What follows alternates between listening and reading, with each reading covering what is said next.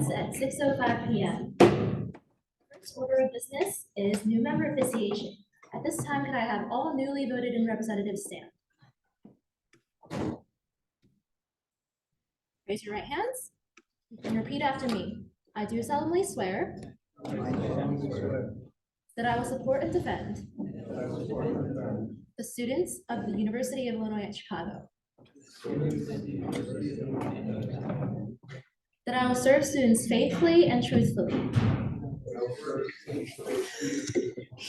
And that I will uphold, protect, and preserve the Constitution and standing rules of the undergraduate student government. All right, congratulations. You have officially taken office as an undergraduate student government representative. I have the privilege and obligation to vote on the rest of the meeting's proceedings. Please take your seat within the assembly. All right, you're all done. Okay.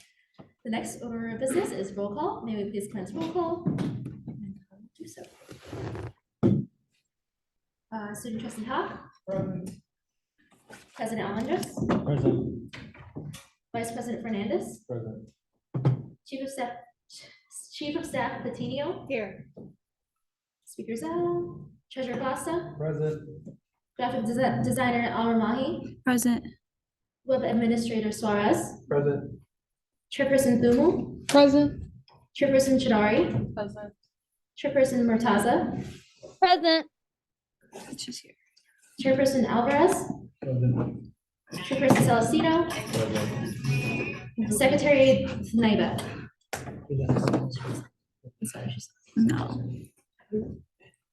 Representative. Oh. I was sneezing. Sorry. Okay. Representative Youssef. Representative Omar. Present. Representative Beltran. Representative Mata. Present. Representative Ahmed. She on Zoom? No. Could you email her? Representative Cruz. Present. Representative Peredruck. Present. Representative Castle. Here. Representative Karpinski. Present. Representative Habeli. Representative Sharma. Representative Ansari. Present. Representative Biron. Present. Representative Erlbacher. Present. Representative Goman. Present. Representative Patel. Representative Cordova. Representative Dixit. Present. Representative Spencer. Representative Lila Spencer. Representative Voidilla. Representative Hannah. Representative Lopez. Representative Rothenbaum. Present. Representative Caballes. Oh. Representative Slaughter. Representative Al-Saadi. Representative Kadir. Representative Furueda Kadir. Representative Ali. Representative Jang. Present. Representative Flores. Representative Flynn. Present. Representative Dean. Representative Patel. Representative Aladwan. Present. Okay. Thank you. The next order of business is reading and approval of the minutes. Please take this time to read over the minutes.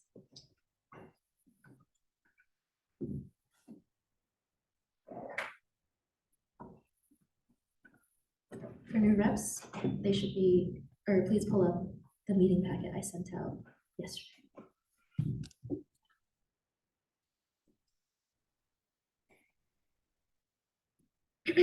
Are there any corrections to the minutes?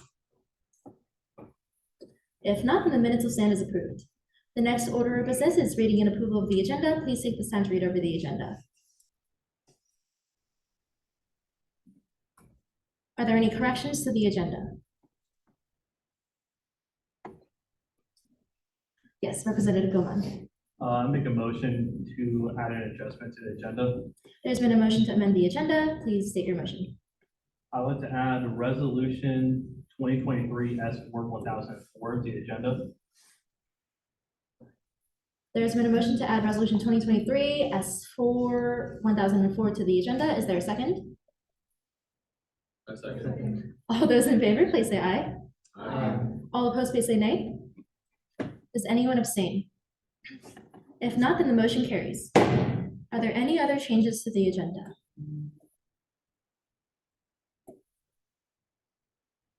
Yes? Oh, my last name is misspelled. Oh, That's no. okay. Since when? Has a J. I will make that change next time. I'm sorry. Oh. Are there any other corrections to the agenda? If not, then the agenda will stand as approved.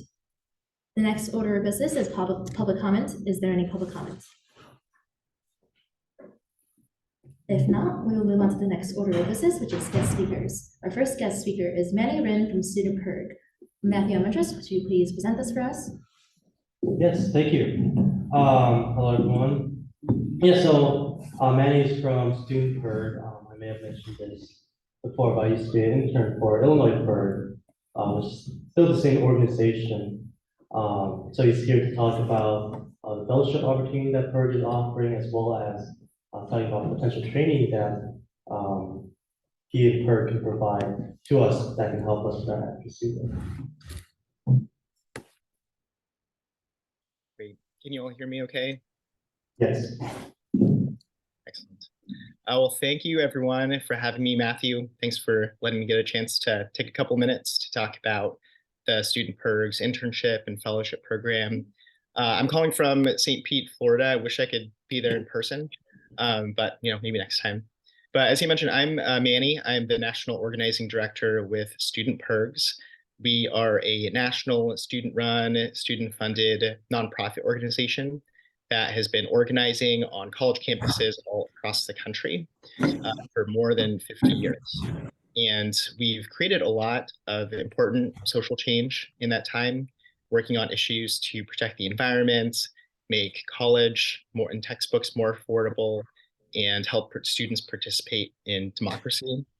And what makes us really effective is the combination of passionate students like you who want to make a difference. I'm sure you all got involved in student government because you wanted to advocate for students and young people, make sure their voices are heard.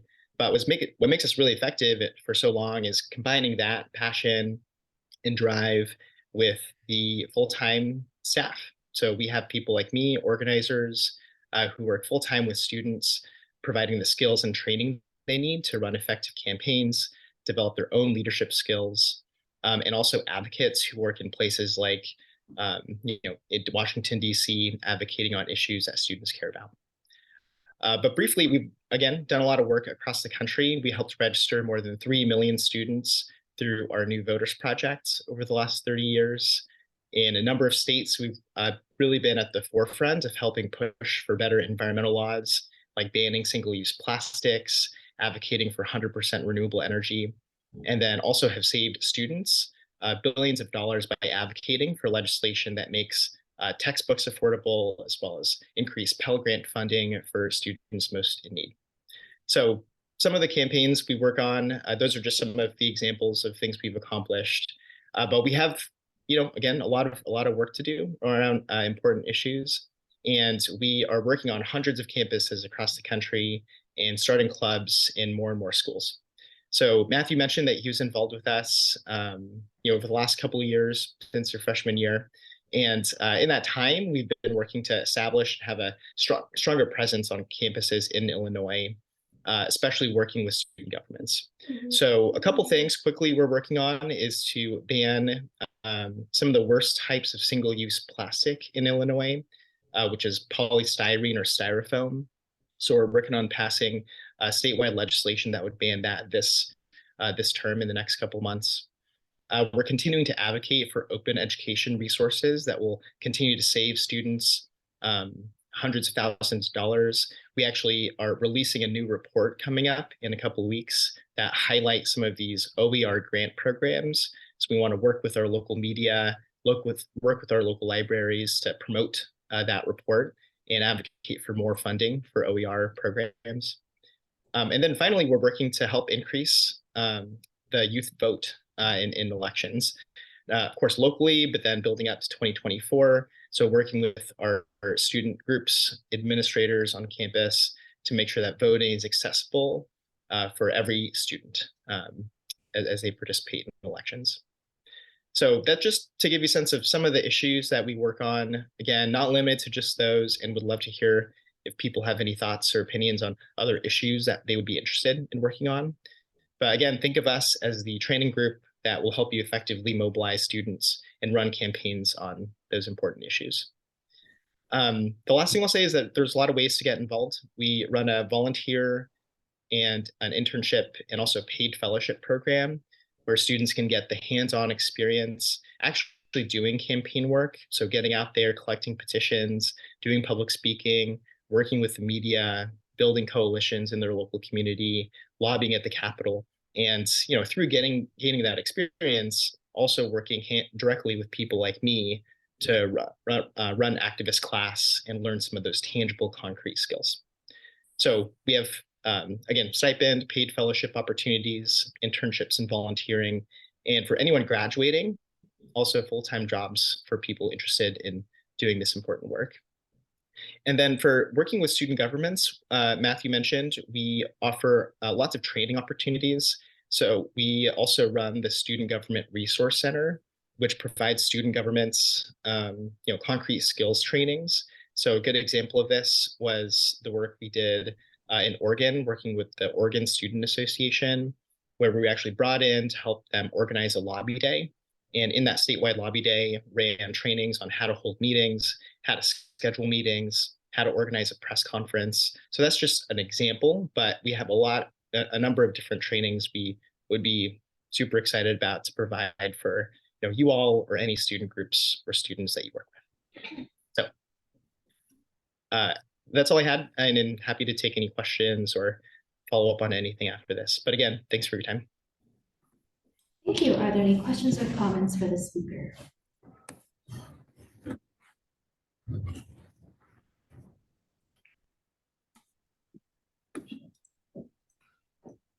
Matthew? All right, well, if no one has any questions or comments, thank you, Manny, again for coming to our meeting again. I'll follow up via email about the fellowship opportunity.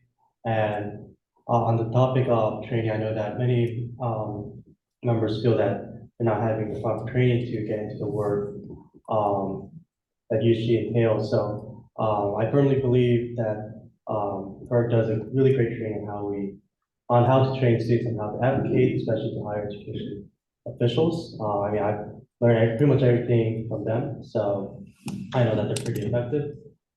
And if you do intend to apply to the fellowship, let me know and I will vouch for you. So. But again, thank you so much, man.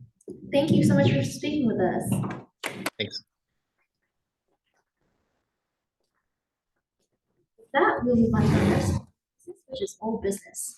First, we have Resolution 2023 S3-1002. President Almendras, could you please read this for us?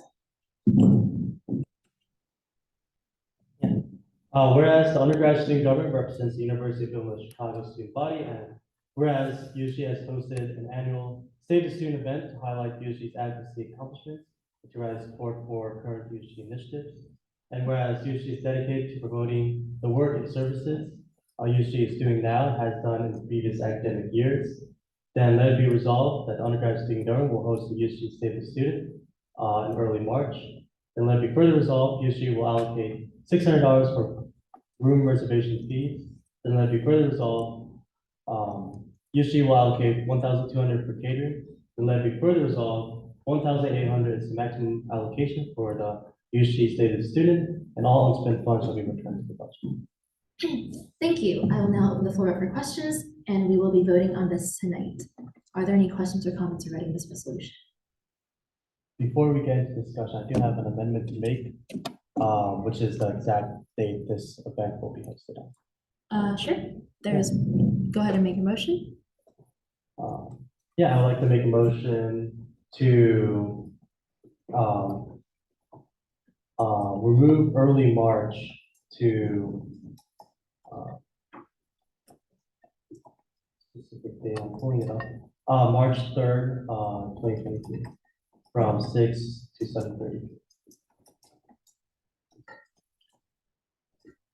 There's been a motion to remove early March from Resolution 2023 S3-1002 to replace it with March 3rd, 2023 from 6 to 7:30 p.m. Is there a second? Second. All those in favor, please say aye. Aye. All those opposed, please say nay. Does anyone abstain? If not, then the motion carries. Are there any other questions or comments or amendments to this resolution? Yes, Representative Quinn? How's the planning for this event going to be conducted? Yeah, so, I mean, it's kept very simple. Most of the time was really just, getting the room reservation. Because, this kind of follows us similar procedures for how connecting student leaders, has been done. It's just less of the networking and more of, things that USG has done to get them to be involved in the work that they do. I think much of the work, planning into this is, mainly the report. That will be released, I would say. Are there any other questions or comments?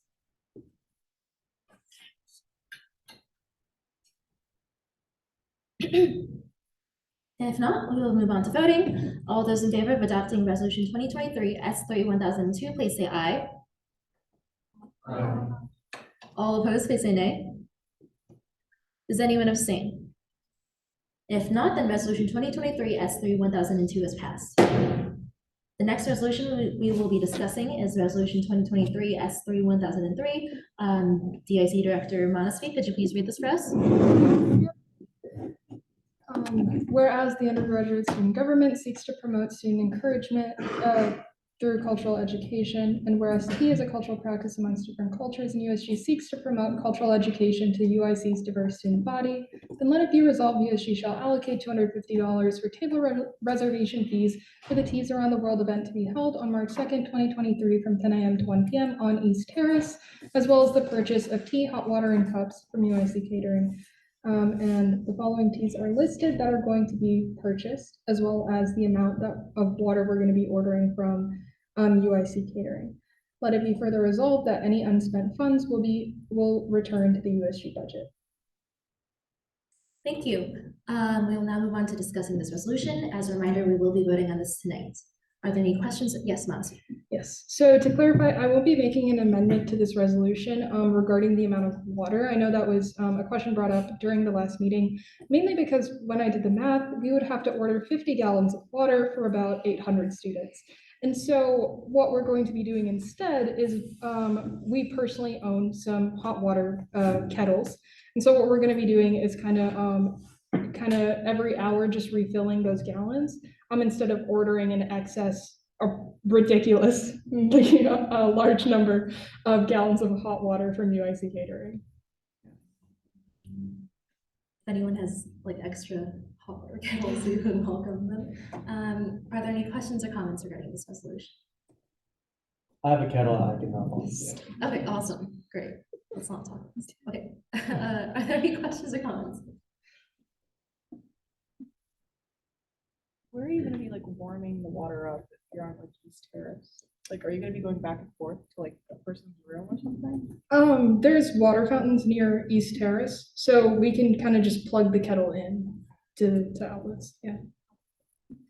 Are there any other questions or comments? Yes.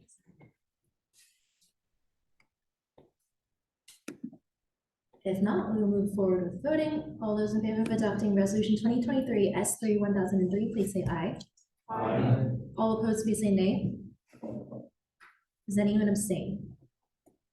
If not, then Resolution 2023 S3-1003 is passed.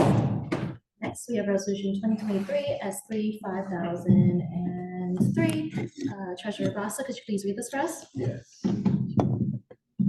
Whereas the undergraduate student government is responsible for the maintenance and upkeep for its designated office at Student Center East. And whereas it is customary for the Treasury Committee to set aside funds in order to purchase office supplies for aforementioned maintenance and welcoming working environment for all members. Then let it be resolved that USG shall allocate $500 towards purchasing office supplies for the spring 2023 semester. Let it be further resolved that all unspent funds shall be returned to the budget before the end of the spring 2023 semester. Thank you. I will now open the floor up for discussion. As a reminder, we will be voting on this tonight. Are there any questions or comments regarding this resolution?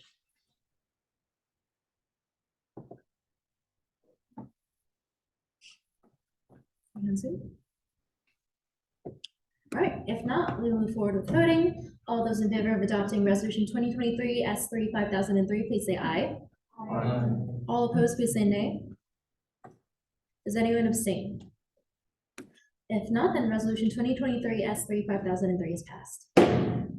We'll now move on to the next order of business, which is new business. First, we have resolution 2023 S4 3002. President Matthew Munches, could you please read this for us? Yes.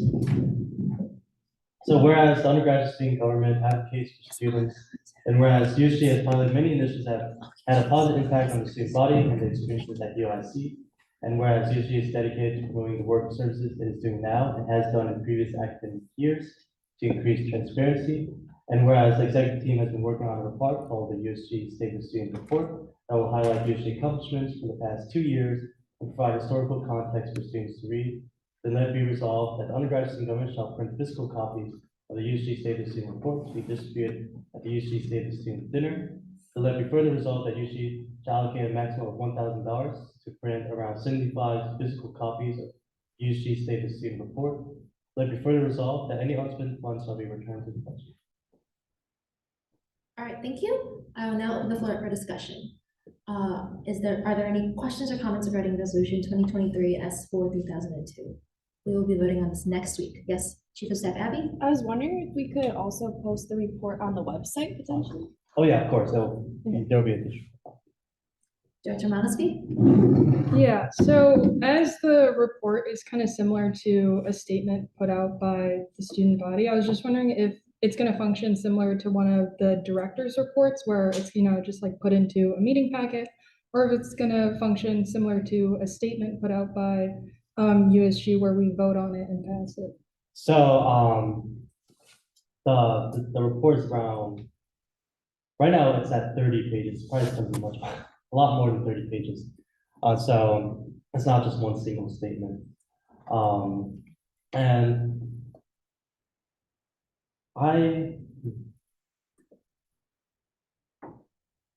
I think since this is, because what I wanted to do is send it through a review through the assembly before we release it, just to make sure all the information is correct and to make sure that we're not missing out on any initiative. And so I think that'll be the approval process because this is initiatives ranging way back from 3 years ago. Are there any questions or comments?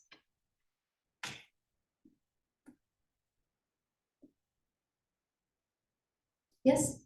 Are we printing with creative? Yes. Yes, go ahead. Why do we need printed copies of the speech? Yeah, so the idea of this report is to provide historical context on everything we're doing. So at the actual state of the student, we're gonna have physical copies of the report at each seat so that they can read it maybe at home. And these will be student leaders and administrators having this, and they'll always be reminded that student government for them, they can look back and say, okay, I have this idea, have they worked on it? Maybe they'll find like that we have worked on it a little bit and maybe build on that. So that's why we want physical copy because also the idea of the state of the students that we want to bring tradition back. And we want this to, because we are a very much professional organization and we want to appear that way to our fellow students. Director Dreyer? And you said how many pages will the document be? Right now, we have it at 30 pages, Yeah. and I believe it might be a little bit more than that. And how many people plan on attending? Right now, we've capped it at 60. That's a lot of paper. It is, yes. Yeah, I think, do you think it'd be a better option to maybe have QR codes on the table and we can have the digital copies instead? Because by the end of it, I think we're not gonna utilize the paper or the ink anymore. I think, You know, that is actually a great consideration. I'm open to reducing the amount of copies we need. Dr. Felix? USC has definitely went into the steps to be more sustainable when it comes to large pamphlets like that. So for example, there's a lot of award ceremonies that put their programs online in a digital format that it gives the appearance of paper as you flip the pages. So that might be an alternative to actually getting anything physical printed out, just so we're more sustainable.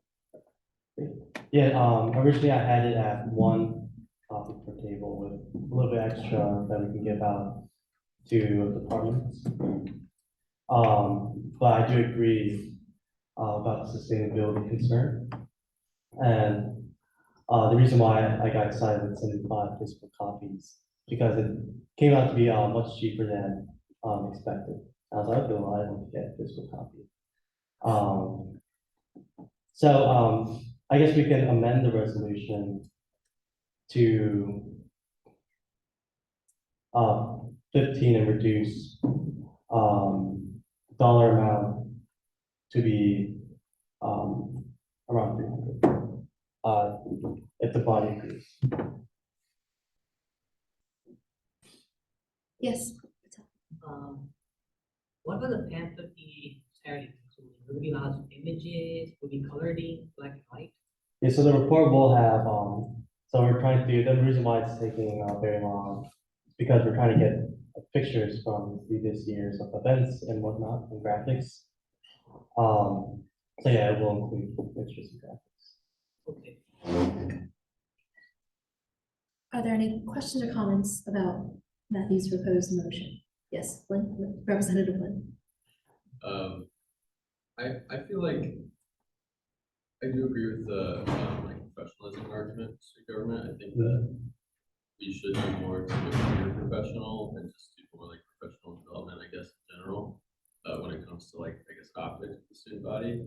I feel like printing out a report is not really something that proves that to people. I feel like the sustainability argument that Chairperson Celestina brought up is actually a really good argument. I hadn't thought of that. I think that could look bad for us if we print a lot of pages that people might not take, especially if we're just posting it online. And I also feel that like professionalism and I guess even the decorum of student government, what really makes that stand out to students is not like whether we can print a lot or spend a lot of money on things, it's the actions that we take as student leaders. The speech will be highlighting that already, but I think like in general, we should focus on our actions rather than like what we can buy to look good. Representative Dean? So just add up on it.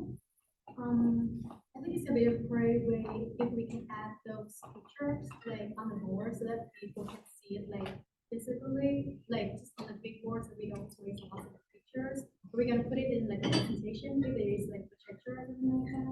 So it's gonna be like a better option. But I do agree that we still need like paper, like so that like if somebody need it, they can have it. But like aside from that, I think we should go like obviously with your DP's options. Sure, okay. Representative Havelli? I think it's not a bad idea to print them out. Also, it can take people's attention and when they take the pen and you like 10 before you rush. So I like that. Director Manisky? Yeah, I was just about to say, I did have a similar concern about there being so many reports printed, but I do think that some reports should be printed because it is nice to kind of have that record of what USG has done, just kind of physical on paper, because it's kind of just nice to have that, personally at least. And then also kind of similar to what Nazar was saying, it's nice to kind of present that sort of professional booklet of achievements to the administrators that are present, because as sort of older and more traditional people, they appreciate kind of having that like physical copy of accomplishments. And as we're inviting administrators to our event, I think it'd be nice to kind of hand out those physical copies to those administrators. Representative Omar? I think that we should have both options for the QR code and physical copies, but I do think that we should reduce the amount of the physical copies and just have them displayed for the people who want to grab them. Because I just know some people would rather scan the code and just look at it on the phone. A lot of people just throw out the physical copies anyway, so, but like, Chris was saying, some people prefer a physical copy, so I think both options should be present. Representative Dean? So just my last idea, so it's gonna be really nice if you guys when we scan a QR code, we can go straight to our social media, so we have a website, so like people's gonna like follow it, or like, because like what I'm trying to say here, like we're trying to get connection and stay in touch with students after the events, not just like in the events, so if that's possible. Representative Perigin? In terms of sustainability, you can just do biodegradable paper or recyclable paper, so I can't talk. To like something that can just degrade in trash. Representative Oidilla? I agree with like Representative Omar. I feel like it's just like preference, so it just really depends. And I feel like doing like a little bit of both is probably the best, since there are people that prefer something physical, especially people that are older. And like even I personally would prefer something physical, since literally everything is online now. Everything's like so digital. I'm kind of sick of it. So it wouldn't hurt to have like a mix of both, I'd say. Any other comments, questions? Yes, Representative Patel? So who will be the attendees for this, student report? It will be primarily, so it's on a RSVP basis, so we'll be inviting student work leaders. Based off the contact list that we have from the Connected Student Leaders, but also outreach to maybe other orgs that we haven't had the opportunity to interact with. Representative Flynn? The point that Chair Kuno brought up, I think is actually a good point. I think in terms of like administration, that actually does look good when you print something out, just like print out your paper for professor. So I actually like that idea. In terms of the like giving it to just general attendees, other than that, I feel like it's kind of frivolous spending. I also agree that I really prefer hard copies of things. But personally, I'm not going to vote to like print myself a copy of this speech with student tuition. I again think it's kind of wasteful sustainability thing and from our budget in a way. Also the accessibility argument, like people who need something that people read, I think is answered by the accessibility of technology, that like if you're having a hard time listening to or like reading something, that having it bigger on your phone is better anyway. Personally, I feel like if we're going to print this out with like $1,000 allocation, I'd also like to see what we're printing out before I vote to print it out.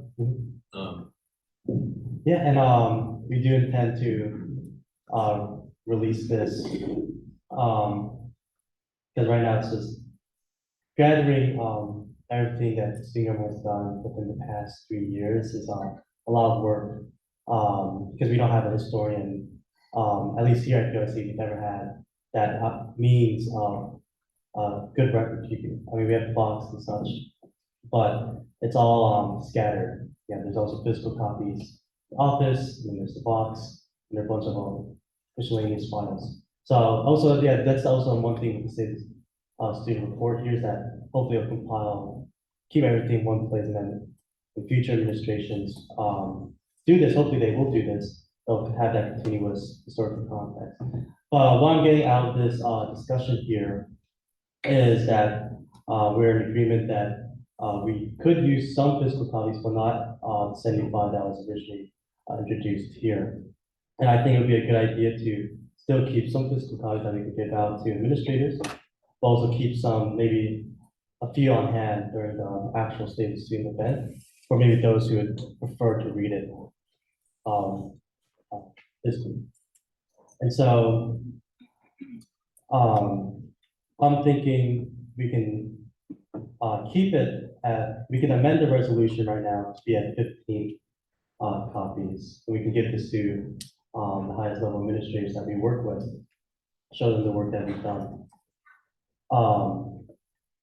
And this will, if we're gonna have 15, then the allocation will probably be around 300. And we can circle back next week when we discuss this and once everyone has read the report on the report. Or see how much we should be printing out. But right now, I think 15 copies, $300 allocation is where we should stand at.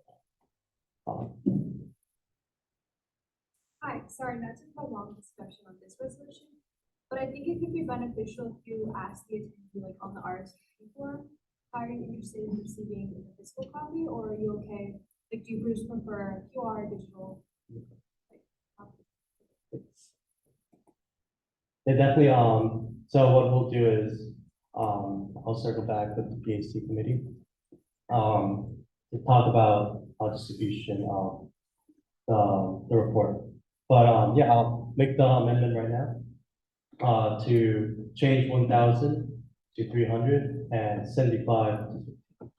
There's been a motion to amend resolution 2023 S4 3002 to change the dollar amount from $1,000 to $300 and 75 physical copies to 15 physical copies. Is there a second? All those in favor, please say aye. Aye. All opposed, please say nay. Does anyone abstain? If not, then the motion carries. All right, are there any other questions or comments regarding this resolution? If not, we will be voting on this next week. Next, we have resolution 2023 S4 3003. Vice President Fernandez, could you please read this for us? So whereas the library shuttle used to be a service offered to USC students studying at USC East and West Campus libraries, and whereas this service was useful to students as the shuttle would operate starting at 9 p.m., times when the night ride does not operate, and supports those studying late at the library until it closes. And whereas this service was discontinued at the beginning of the COVID-19 pandemic, but is not restarted. And whereas student safety is the top priority of the undergraduate student government, and walking home in the dark interpret as its mission, then let it be resolved, undergraduate student government urges administrative services to reinstate this service on USC's East and West Campus. And let it be further resolved, this change will promote student safety and better ensure students studying late at night do not find themselves in dangerous situations. Thank you. I will now open the floor up for discussion. Are there any questions or comments regarding this resolution? Yes, Representative Urlacher. Do we have an estimate of how many riders there would be for this shuttle? We do not, but we, in a conversation with the Representative Felix Brown and Representative Veronica, transportation services talked about how this service was like useful to students. So they sort of vouched for it, and we sort of trust them firsthand as they were the ones driving students back and forth the whole night. Because none of us were really around when that service was there. But I do see people like leaving the library late at night. Yeah. Representative Cordova. So how many students request this library? They wouldn't request it, it just comes automatically at 9 and then comes every 30 minutes until like students have gotten home, assuming the bus fills up. And it historically operated in a 3-mile radius, but we hope to see if that can potentially expand and be a little bit further. Chair Chidari. Have you considered just like pushing the night ride hours from like 11 to 9? Because I feel like a lot of people are like more familiar with the night ride, and like introducing like a new transportation service like probably will only confuse students maybe if we already have a service like Night Ride? Yeah, I will say this, that, this service was always, an independent service outside of the night ride, so I guess we're not doing anything new. Per se, we're just like restarting what was already there. But that is a conversation that I would like to ask, why it was an independent, shuttle and not the night ride, because that was a distinction that was made. It was like clearly stated that it was independent shuttle service. I do want to jump in real quick and help answer that question. We are in conversation with the director of USG Transportation behind that reasoning. We've had that problem and our representative came up and spoke about it because the times are very confusing, especially with the fact that a lot of these buildings close at 10, but now it doesn't open until 11 p.m. You know, so it's a big hour gap and a lot of students can be jeopardized with their safety when it comes to walking back home or anywhere on campus. So this can be a great start to that, and we're in conversation with them to increasing people who can come out and just the rides for students starting at around 10 p.m. Chairperson Celestino? I would say, when it comes to the night ride stuff, I think possibly keeping it independent might be best, just because if we add an additional service to the night ride, it's already gonna be even more congested than it already is.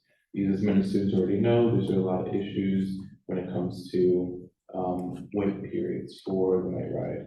So, unless, the transportation department commits to increasing the amount of drivers, and also increasing the service hours, I think that's the only way it can be sustainable. But, if we have this independent service, then it could help students out a lot. Chairperson Alvarez? I have to agree. I think, our current transportation system, that being USC Night Ride, I think that service itself is not being utilized. So instead of introducing another one where more resources will be poured into that, more administration will have to take care of this, when it comes to funding these shuttle buses, paying for the administration to actually drive these shuttle buses. It's taking resources away when we could try to implement that into UAC Night Ride. You mentioned the issue of UAC Night Ride only starts at 11 p.m. What if instead we urge them to start an hour earlier? So like, so Chairperson Celestino mentioned, so instead of congesting the system with more transportation systems, we try to perfect what we already have in place. I think that can be a suggestion we can work on. Representative Dean, sorry. So we kind of had a meeting with Mr. Rocco, and then like we kind of agree on that. Like I did bring up the questions that we should extend the time of availability for students, since like, yeah, the availability is gonna be from 11 p.m. But like most of the buildings on USC campus close at 10, and he said that like he was more welcome to do it. But, like we had to like contact another like version for that, and I think it's really possible that's gonna be happen. And back to the waiting time and everything, Mr. Rocco also mentioned that like if we extend more time for it, they will alleviate more issues before. And we did bring up like the numbers or amount of vehicles that should be available too. And like right now, they are really trying their best. And yes, and if there is any feedbacks or problems, like they will be sending straight to the staff or like the website. And one more thing, I think this is gonna be a good one. So like, I know there's a lot of insight and issues online, like yeah. So like I did ask more about like information about like how can we ask for feedbacks and then improve the app in general. And then they did give us like a really good advice that they're gonna invite us into like the app development team early in June. I'm not like early, but like it's gonna be in June. And then like if you guys have any feedback, we can collect that, and then we will talk with the team so that we can improve that. We had a meeting with them, it was Friday, and it was very informative and just trying to understand what's going on. The director, Rocco, was very, he was very good, like, agree with the idea of the fact that we have to improve on the fact that a lot of students, they don't get a lot of feedback from students when it comes to this. He was very surprised when we came up with this, but he was very pleased to understand that we have these issues and we wanted to address them. because he also expressed the fact that when it comes to like around 11 p.m. to 12 a.m., they tend to have a lot of students ask for that service. And they get overwhelmed, and he said he's also agree with the idea that we can push up an hour earlier so they can alleviate that stress on the drivers. And also create more availability for students so they can like get to their destination safely. We spoke about that. We also spoke about like Veronica just mentioned about the app development. We were invited to go join their meeting as well to talk about just bettering their service when it comes to these students. Because there's a lot of issues that we encounter when it came to the situation. We're talking about like this dispatch center and stuff like that. But moving forward, we created a great relationship and we're looking into those initiatives. And Veronica's actually the one leading those in the campus safety commission. So if you have any questions, just you have to work with it. Representative Gomez? Oh, I just wanted to add, so right now I work at campus housing, and I would say I just would rather have these systems be different. The night ride has a terrible reputation where I work the front desk, where it's like 11 p.m. to midnight. And I can just constantly hear that people do not like using the night ride because it takes forever. So overall, even if you extend the hours, it could be a very big issue where because that's that perceiving reputation, then people still might not want to do it then. Representative Flynn? About like the night rider shuttle thing, I feel like this is going to be like an initiative for the library, that a bigger shuttle than just like one night ride van might be necessary. So I don't think that the argument that like using the night ride because we already have it, that it's in effect right now is like necessarily correct. I think that if we have our representatives and people are talking to the Department of Transportation or whatever their office is officially called, that they probably know best with how it goes, even though they do have a bad reputation with some of their services. Regardless of that, I think that this is a great initiative. I know that a shuttle appears outside of the rec on most nights that a lot of people utilize. That's one of the major centers, especially at night at UIC, and that makes sure that people get home safely on a campus that can be kind of dangerous, especially at night. One question that I do have is with this resolution that we're urging for this to come back, it sounds like the Office of Transportation is very enthusiastic about this, but what concrete action are we able to do, are we planning to do to make sure that administrative services like actually listen when we say this? Yes, we'll be meeting with Vice Chancellor John Coronado. He oversees the whole Department of Administrative Services. So we'll be just sort of displaying our resolutions, assuming it passes a week from now and saying, student body wants this to happen, and working with them to see, if we're able to reinstate the service. Because obviously, we can advocate for things, but we can't directly implement things. So just working with them through the dialogue. Representative Earl Walker? Would this kind of operate like night ride in that there's a service area and they can drop you off anywhere within that service area, or would it work as like a fixed route, like around various points in Chicago? Historically, it was a 3-mile radius, but obviously we want to push it to be as far as we can get it. And just addressing some of the earlier points that were discussed, why I think it's best for it to be independent. As Ursula Flynn mentioned, I think that's a really good point. This is specifically meant for students sitting at the library. Like that's a very high concentrated amount of students will be there at 9 p.m. Like there's not many classes still open. So even students from SEE could go to the library and meet at this central point, and then at least not be outside in the dark when all the buildings close. Are there any? Yes, Representative. It's also beneficial. It is also, bad weather. You know what I'm saying? It's during winter season. It's beneficial to have to walk to, I don't know where they're going, but it's beneficial rather than staying cold or bad stormy weather. Representative Bureau? Yeah, so we do have a good sense of idea of like how to proceed moving forward when it comes to the situation. We had the conversation trying to realize like what's the best way to approach, how we can help. We received an email when it comes to students emailing concerns. We found a way where we can like let's say, collect qualitative data and present it to the vice chancellor and have these better get promoted because, the average is about 5 vehicles per night. They do tend to bump up these numbers when there's like Super Bowl Sunday or, the weekends when it tends to be the holidays, they tend to like bump up these numbers, but in regard to like their normal service, that's what they have. When I asked about like if there's a budgeting issue or anything like that, to promote and better this, they didn't mention anything, but they just spoke about the fact that if we come up with good ways in order to promote that students need this, then they can make it happen. So just being able to show that we need this earlier, we might need more vehicles, and then seeing that, students actually want this and they can help, push this forward. Felix?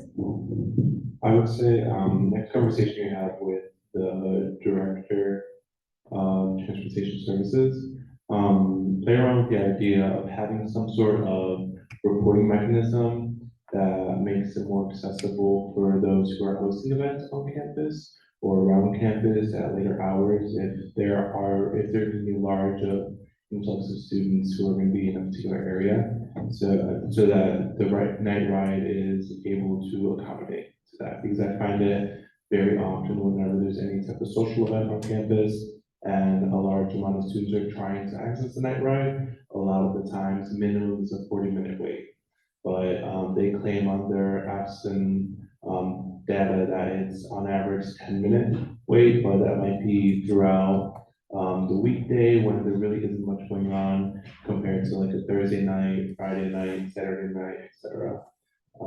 Also, I know they had stated if there's any complaints to email them directly, but I feel like there has to be some sort of other form or other way to do that, whether it be a form on their website or something else, because students aren't really going to be inclined to, I feel like, send an email compared to just filling out a quick little form, like, what issues do you have with night ride services? And I know there's a QR code that's inside the night ride itself, but students often don't get into the night ride because it takes so long, so. Representative Dean? So before I really have a meeting with Mr. Rubble, I really go into their websites and all the apps that we have like are available for students. And it seems like there is still like the feedback section in terms of, but like I don't think lots of people recognize that. And this doesn't really, it was not really popular to everyone too. So like, but like, it is there. So like, and I just want to say that if there is any feedbacks, I hope everyone can come to me and talk about that since I'm dealing with most of the parts in the Signal ride. And we can start from that because I know there's a lot of negative issues relating to the driving or driver or the app in general. But like, I was just starting this like that's it. So like, I really hope that I can do more practical things or to improve like an app or improve the quality or better for students. But yeah. Are there any other questions or comments regarding this resolution? If not, we will be voting on this next week. Next, we have resolution 2023 S4 5004, and I will read this for us. Whereas in the fall semester of the 2021-2022 academic year, the undergraduate student government voted on and passed resolution 2021 F5-1000, which outlined and codified the undergraduate student government representative rewards point system. And whereas resolution 2021 F5-1000 includes a set of tables and guidelines by which the representative point system should operate, and whereas upon execution of the representative reward point system, it was found that the guideline that awarded a representative 1 point for co-sponsoring a past resolution provided an unequal advantage to certain representatives depending on their committee. And whereas the undergraduate student government strives to offer each of its members a fair and equitable opportunity to be recognized for their work, then let it be resolved that the aforementioned guideline, which dictates that 1 point shall be awarded for each past resolution of representative co-sponsors, shall be removed from the representative reward point system. For some context, I've attached the old resolution that was passed last fall that has all the tables and guidelines. I will now open the floor for discussion. Are there any questions or comments regarding this resolution? Yes. So, since the representative reward point system is not going to be removed, how will it? It won't be what? So if the representative point I will give a more comprehensive presentation on that during orientation. It will not go into effect until after that. So you guys will know all terms for what constitutes a point. It'll be made clear and then it'll start being used.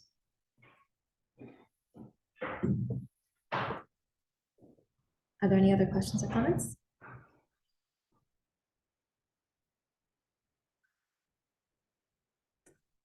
Okay, if not, we will be voting on this next week.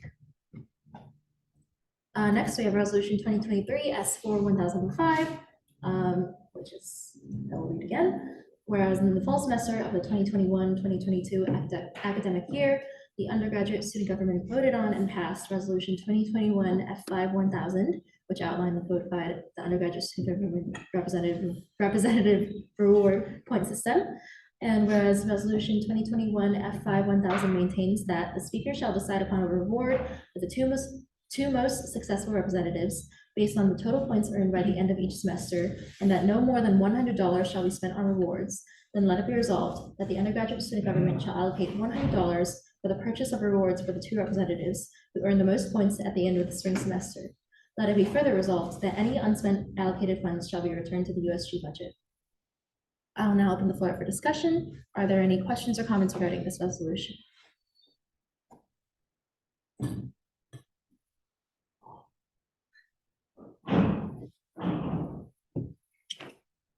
Yes, Representative Dean.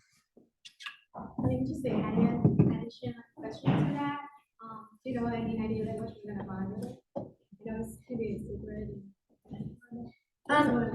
It will just be a gift that does not exceed $100 for both representatives. Typically, in the past, we've done stuff from the UIC bookstore. Any of our approved vendors should do. Yes.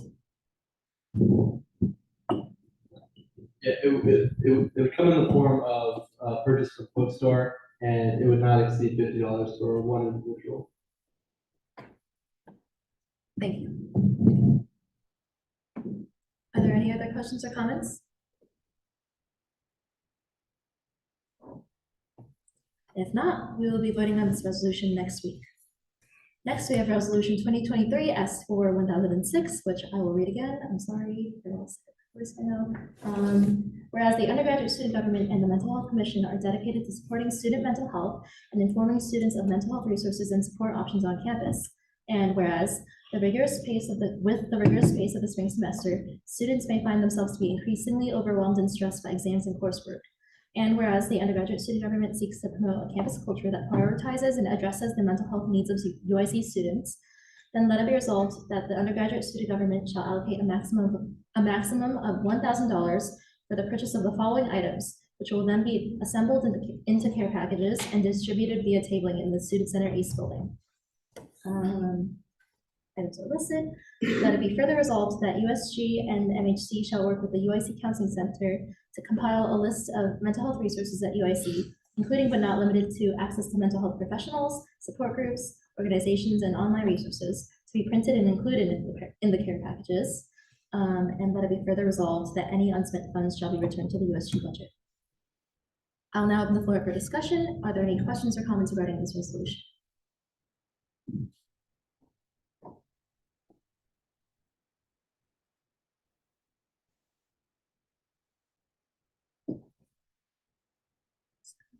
Okay, if not, we will be voting on this resolution next week.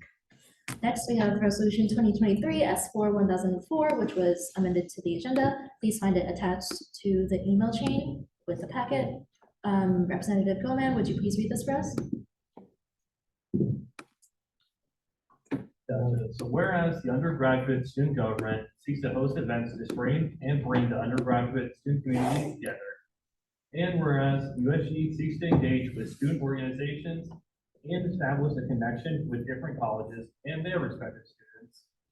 And whereas there's a strong need for community strengthening events and opportunities for students to network with one another, then let it be resolved that USG will host an event titled Future Business Minds, a professional development and networking event to revolve around 20 different business student organizations and a variety of panelists with different business experiences. Let it further be resolved that USG shall allocate $600 to reserve the Illinois room in the last week of March or the first week of April. Let it further be resolved that all unspent funds shall be returned to the budget before the end of the spring 2023 semester. Thank you. I will now open the floor up for questions. Are there any questions or comments regarding this resolution? Yes, Jesse? Just a quick comment I also wanted to add. This event is not, first of all, this event is open to all students, regardless if you are a business major or not.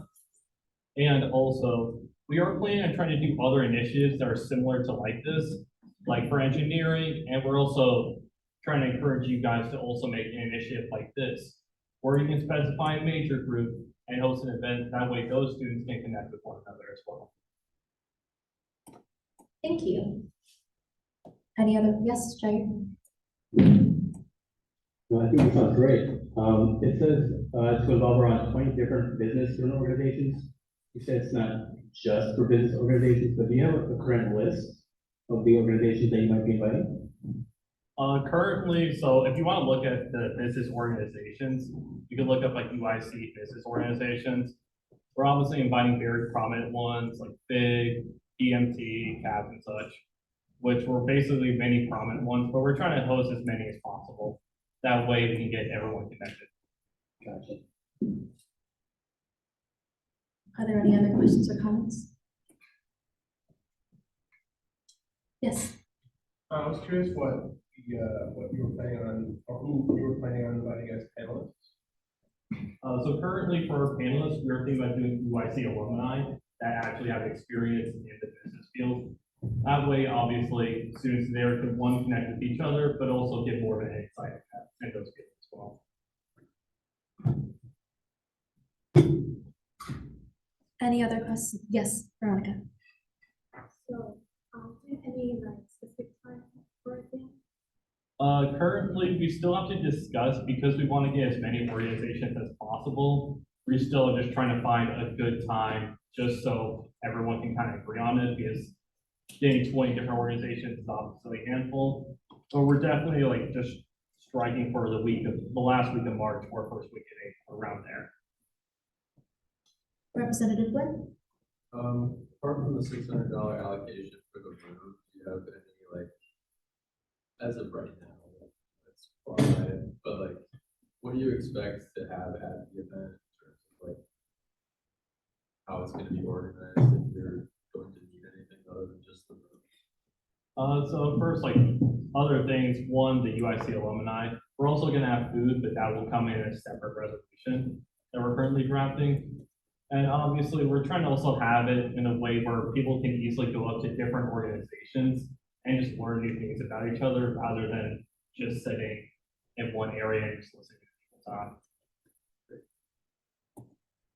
Yes, Veronica. So just for clarification, so it's gonna do like a career fair? Not exactly. You can kind of think of it as a way more personalized involvement fair, what the involvement fair should be. Where instead of it being scattered across the campus for everywhere to go around, it's a lot more concentrated, where you can mainly just connect with one another very easily, enjoy some snacks, and also just get some more info about a career field we're interested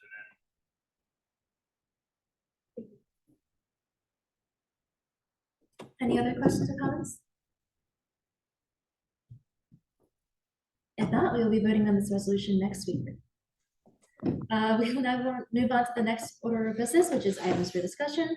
Our first item for discussion is student elections. I will turn the floor over to President Almendros. Yeah, so I know there's many confusions on how student elections will go. And so Michelle and I thought it would be a great opportunity just to take this time to explain the process and how it works. So basically, obviously, several positions you can run for on the student elections. That's trustee, president, vice president, representative, and senator. So those are the 5 positions you can run for. You'll need nomination signatures. They started last week. So if you're seeking to run, say, for representative, you should probably start now. Since you need a certain number of signatures. And I believe right now it's at 150.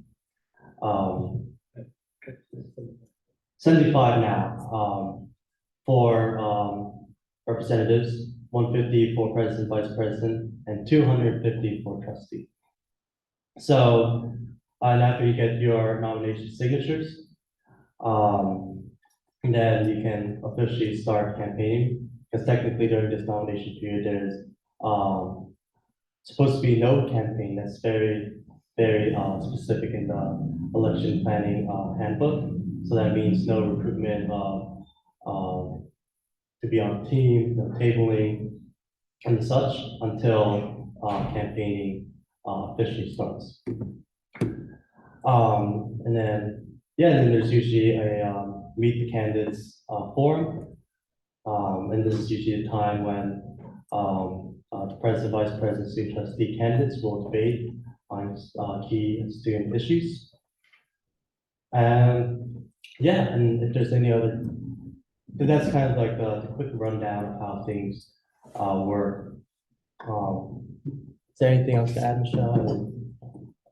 Actually, Michael.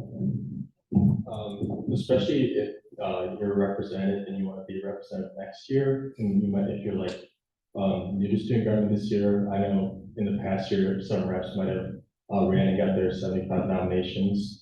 So then they're good for a 2-year sit in House of Reps. So if you join in the fall or the spring, like next year you'd have to apply again and you miss like the first 3 meetings. So it is actually encouraged to try to get those 75 nominations, just because then you can join the first few meetings next year if that's what you want to do, join the House of Reps. Yeah. Oh yeah, and definitely 100%, like probably more than 100%, it's like more 110%. You should definitely run so you can be in Singapore for 2 years, because it's really important that we keep the talent we have here. Because it's very important that we continue to have students that know, or representatives that know what's happened in previous years, and continue the initiatives that are currently happening right now.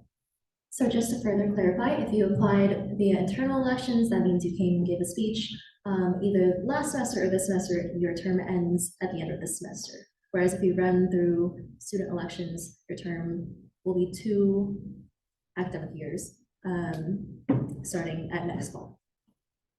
With that, are there any questions or comments regarding, oh yes, honestly.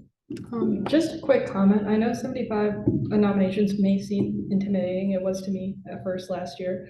It's not too hard to get 75 nominations, kind of just walking around campus, asking students if they'd be willing to nominate you after they kind of hear you out in between classes or at the beginning of the day, or even just like emailing to your classes, asking students who know you in class if they'd be willing to nominate you for the position. It's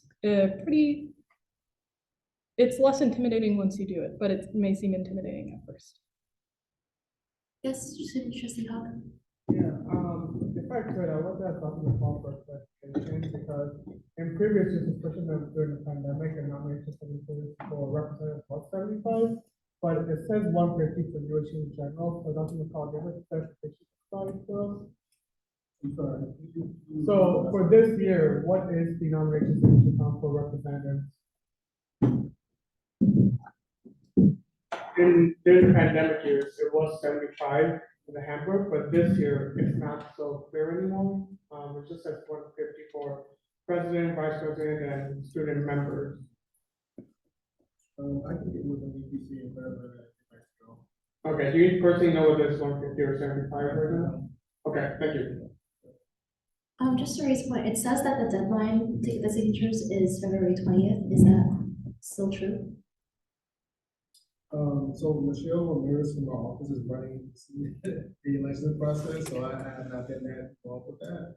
But I can tell you Michelle tomorrow, and I can respond to you on the show.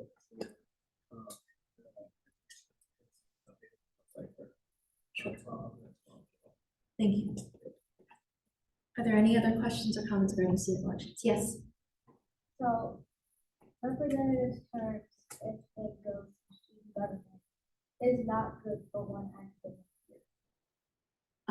If you apply in the fall, your term ends in the spring. But if you apply in the spring, it also ends in the spring.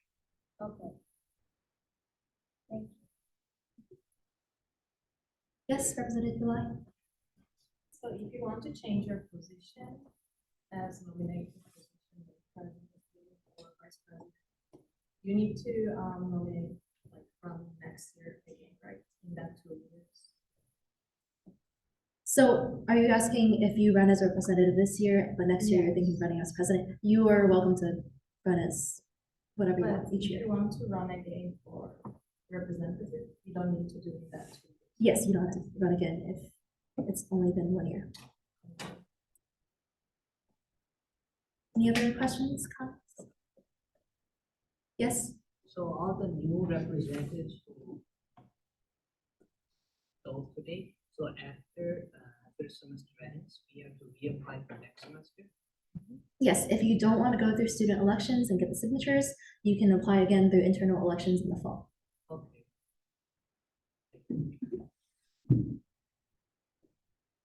Any other questions or comments?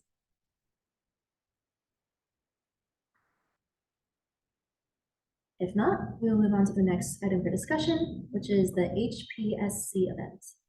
Treasurer Basso, would you please speak about this? Yeah, so pretty much, student trustee Mohammed and I had a chance to talk to the vice president of the HPSC, which is the Health Professional Student Council. And we are interested in a collaboration between USG and HPSC. So Mohammed can provide more details as to what this collaboration would look like and more details as to who HPSC are. But from my view, this event would be a great opportunity for undergraduate students to connect with graduate students, people who have already progressed through our current career paths and are now in graduate school, we're going through the ropes, and it would just be a great opportunity for students to chat with people who are pretty much down the line in the direction they're heading. So Mohammed and I, we want to get your thoughts, but before I open the floor to conversation, I'm gonna pass the mic to Mohammed.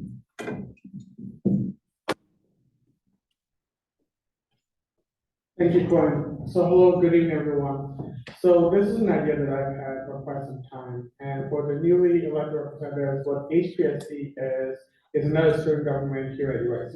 In totality, there are 4 student governments at UIC.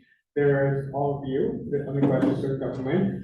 There is the Student Bar Association, which represents the law school. There is the Graduate Student Council that represents the humanities version of the humanities side of the graduate students. And then finally, there's the HPSC, the Health Professions Student Council that represents essentially all of the medical and health colleges at UIC, College of Medicine, College of Dentistry, Applied Health Science, Nursing, Pharmacy, so forth. Now, I'm an ex-officio member of all 4 of them, so I get a chance to interact with the student government membership and take a look at what the initiatives are. And upon my own observations, I myself am a pre-down student. I know so many of us in USG and so many in student body here at UIC are pre-health. It's one of the primary reasons why students choose to come here in the first place, is for that graduate trackway. And I know that for HPSC specifically, in conversations with their leadership, with Akshay, with Salma, who is their president, they want to branch out to the undergraduate student body. They want to have the opportunity to connect with you, to learn about what your struggles are, so they can go back and tell their leadership and their departments, hey, this is what our future students, our future generations are saying. So in my mind, I wanted to create an event where we basically have 2 roles, collide. So this event in talk with Akshay will be held presumably on a hybrid platform. So there'd be a Zoom option and an in-person option. It will be held sometime in April, since for HPSC members, that's when their schedule is the least intense with clinic hours or finals and so forth. That's where we are. What we hope to do is have a representative from each of their colleges, so a medical student, a dental student, a pharmacy student, nursing student come and have breakout rooms in a perhaps a Zoom, for example, where students who are interested in each graduate program could go and interact with the students and say, well, from your perspective, what is that like? And from the dental student's perspective, they could ask you, what's your pathway been like? Offer you advice and take your input and have that collaborative nature. And I think historically speaking, from my own knowledge, there hasn't been much of a collaboration between student governments, and I think that's been a missed opportunity for quite some time now, considering our aligned values, providing service and advocacy for our constituencies, and knowing how much of how both of our goals in each respective student bodies align. I don't see a reason why we shouldn't collaborate more often, and this, I hope, will be a great precursor for more events down the road. So now let's open up to any questions, thoughts, opinions, suggestions.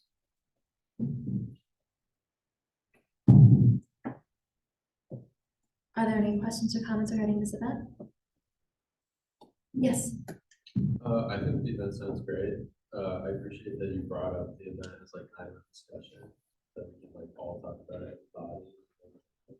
It sounds like it's really good. I spoke to somebody today from a different USG event and learned so much about like what he did in student government. So, or just, you know, in his line of business. So like those conversations with people who are like still in academia, like you still like, relate to them in some way, but teach you like so much more about something else, are pretty cool and very useful for like what we do in this room. So I think it's a great event, and I'm excited for the resolution on it. Thank you so much. And just a quick question on my end. If I could have by show of hands, who here is on some form of pre-professional, pre-health track, right? So, a good number of us, and I'm sure that reflects upon the student body as well. And to your points, I absolutely agree. Talking with the national student who's living in it day in, day out, will be a completely different perspective than what perhaps an advisor or professor provides. And being here at UIC, it's not like going to any other college. So for them to tell you, hey, this is what it's like to be a college student in dental school here at USC, in Chicago as a backdrop, but knowing that it's scheduled and routine, the ins and outs and nuances and the tips and tricks, what I think put any undergraduate student who attends to event leaps and bounds ahead of their counterparts. Any other questions or comments? Yes, Arson. So can we also open this up to pre-dental? Yeah, so thank you for mentioning that. What I want to do is, once we get a resolution going, once we get everyone's collaborative input in this, what we'll do is extend an invite to all those pre-health organizations, ask them to spread the word, to have their members come and join this event. If the leadership would like to offer, I know some orgs such as pre-health club take points for attendance if we're doing extra events as to count towards the membership in the organization. We can always offer that option for the leadership that we will count attendance. Any other questions or comments? Yes, Monaski. Just a small question, not about the event. I think the event sounds great, actually.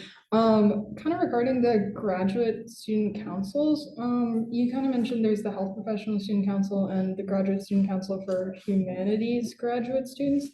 Are there student councils kind of representing, like graduate students councils representing either the law school or the STEM majors that aren't like STEM master's programs that aren't pre-med?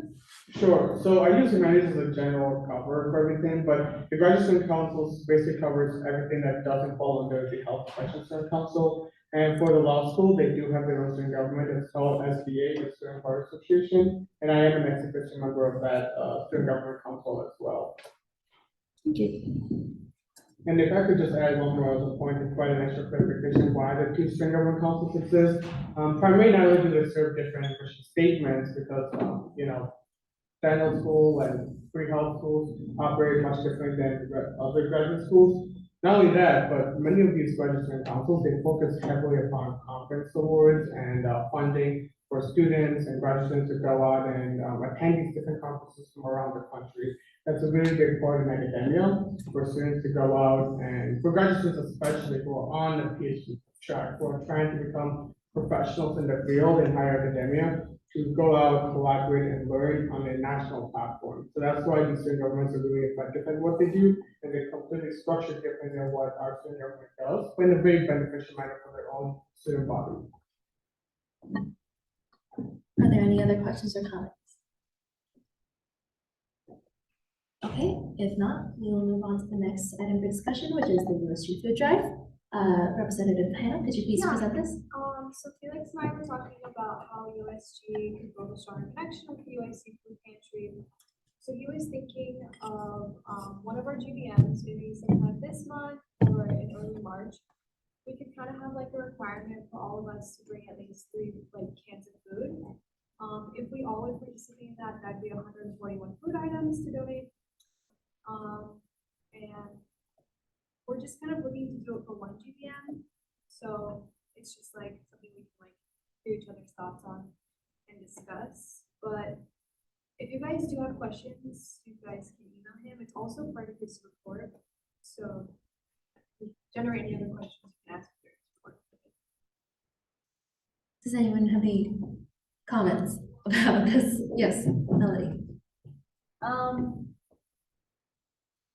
I feel like as the undergraduates of government, we could be more creative in what we choose to do and innovative, especially because I know a lot of student orders here, some of which that I've been a part of, do food drives every year. And so not saying that it's not a great effort to help folks, but I just feel like we should do more. Yes, Quinn. Yeah, I wish Representative Michael was here right now, because this is actually something that she brought up in the Treasury Committee a couple of months ago. And that being some sort of a collaboration between USG and the food pantry. Now, we kind of hit a couple dead ends because there already are a couple initiatives from the university to give the food pantry food. But we were thinking about ways that USG can collaborate with the food pantry, and we're absolutely interested in continuing these conversations and maybe figuring out a way that USG can, in a sense, fund a collaboration with the food pantry. So yeah, we'll definitely be in contact with Campus Life Committee and Felix, and I'm looking forward to further discussion. Any other comments? Yes, Matthew. Yeah, I think this is a great idea because, guys, we're USG, we have a bunch of much wider access to resources, of course, our own personal budget. But I think, food drive is very simple way of doing service. I think this is a great way because we also have a lot of active members here to do very simple good. So I had the opportunity to talk to Felix about this, and I think we would love to do a food drive just like amongst our student government here in this room, just to bring a few items of canned goods, and I mean it doesn't hurt. So if everyone is down for it, or not down for it, actually if you're not down for it, let us know. Okay. Any other comments? If not, we will close discussion on that. Are there any other items for discussion? Oh, sorry, just to add, I think like the campus life committee really just wants to focus on giving back to our students this semester. So aside from addressing food insecurity, if you guys have any like recommendations on how we can help give back to our students this semester, like as well, reach out to us. Thank you. If there are no more items for discussion, we will move on to the next order of business, which is ex officio reports. May we please have the report of the advisor? Good evening, everyone. To the new members, Fred McCall, so just wanted to offer my congratulations to you all, and then just for the entire body, know that I know I pretty much with Matthew and Michael comment, but I have a resource that's accessible to everybody. So if you there's a meeting or just kind of talk and brainstorm about things. My email is fmccall@uic.edu.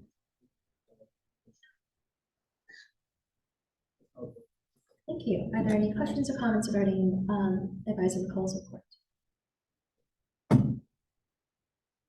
If not, then the report of the advisor will be filed. Next, we have the report of the student trustee.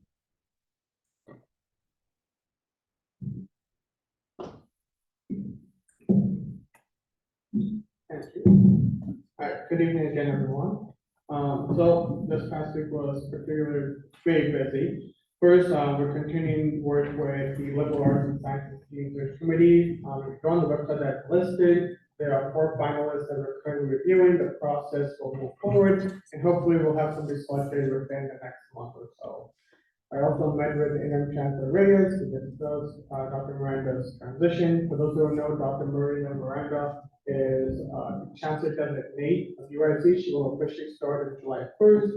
She was chosen after a comprehensive national search, and we're very proud and excited for her to come on board.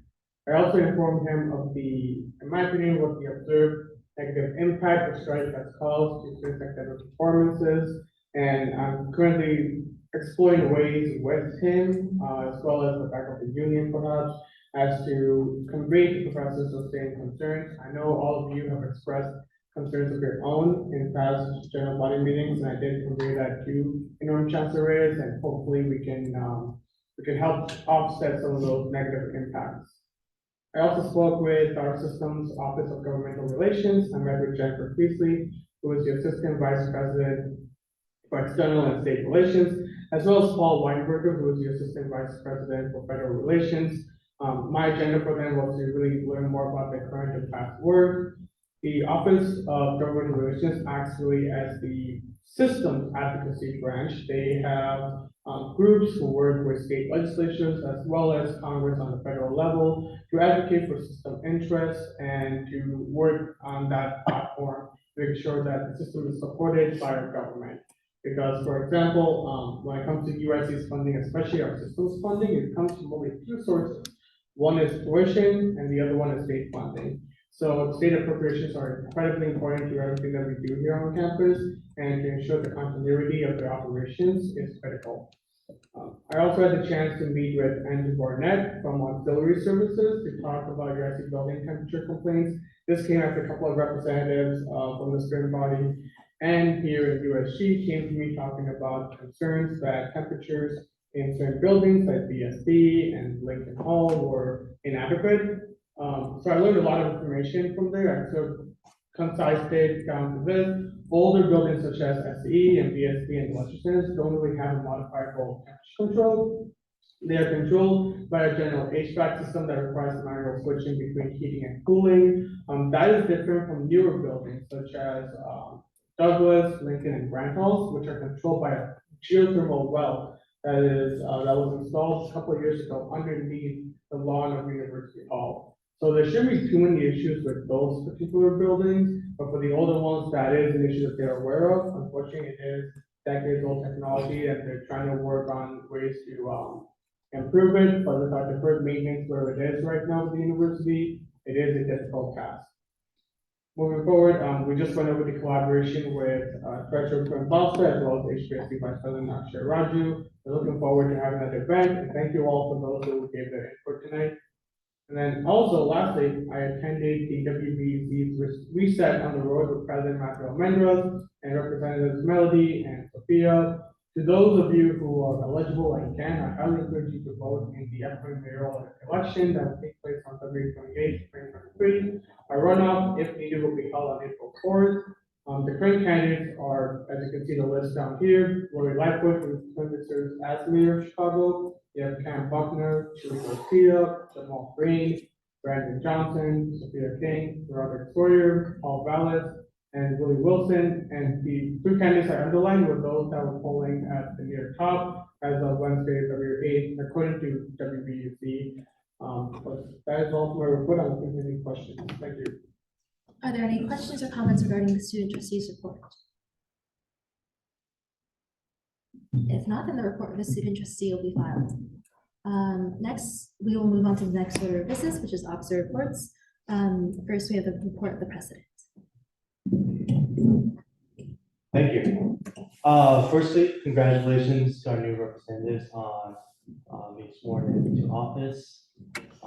Yeah, let's give them a round of applause.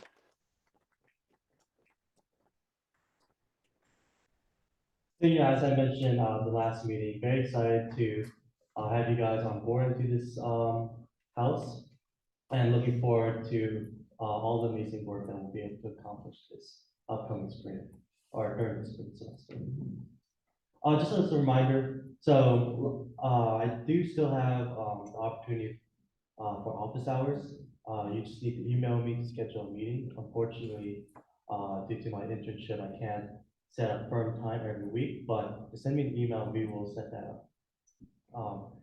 In terms of civic engagement, again, lobby day will be held on February 22nd. For those who signed up through, USG, I think there has been an update sent to everyone. So please, keep a lookout on your email. Last meeting, the lobby day bus, resolution was, passed, so, yeah, it's officially happened. And then just as, a reminder, until, we pass municipal elections, that it's on February 28th, so please make sure to vote if you live here in Chicago. In terms of the USG survey, so I know, this has been kind of ongoing for a very long time.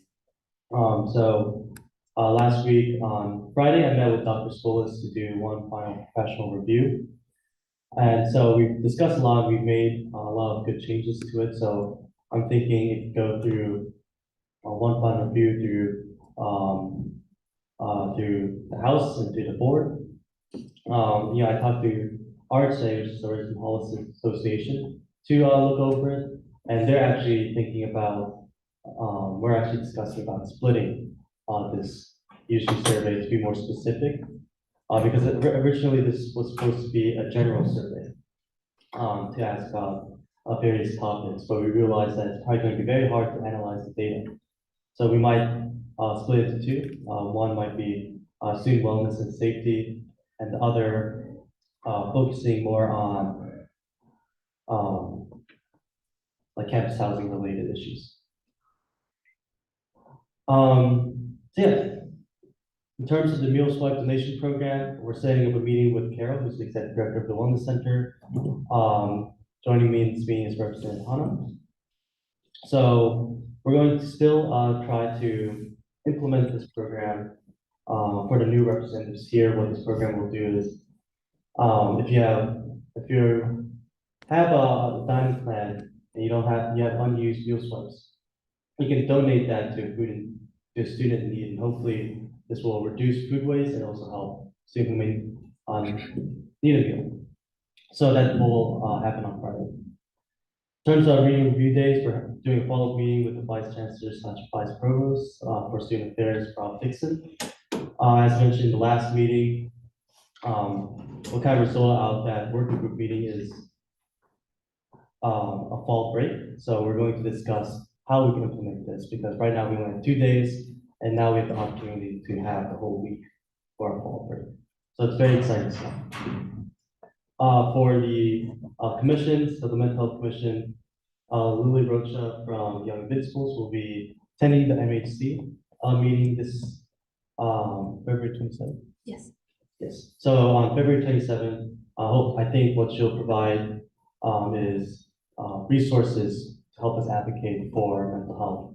And for the Campus Safety Commission, Chief Booker will be coming on the 24th to talk to the commission about campus safety initiatives. For our campus seating initiatives, so we're still waiting a response from Vice Chancellor Coronado. Deputy Treasurer Caballas followed up last week, so we're still waiting on a response. But other than that, we have our research and means to buy additional campus seating for on East Campus. And yeah, so we blocked in a date for the State of the Student Dinner. It's March 3rd, 2023 from 6 to 7:30. Canby will send a RSVP to everyone in this room. I encourage everyone should be able to attend this, hopefully. So 6 to 7:30, an RSVP will be sent out to all USG members so that we can get an accurate head count of who's coming. For campus care, I met with Emily and Laura from UI Health's Government Affairs Office, talked a little bit about campus care. They gave some really useful insight on how UI Health works, how the insurance works, and how we can best advocate for the things we want to do with campus care, such as a lower co-payment. And so I'll be following up on that with Vice President Fernandez. And we're still setting up details and location with Donna, the secretary. for the USG Gala, we are definitely on track for that. And we're definitely not going to make the same mistakes we made last academic year.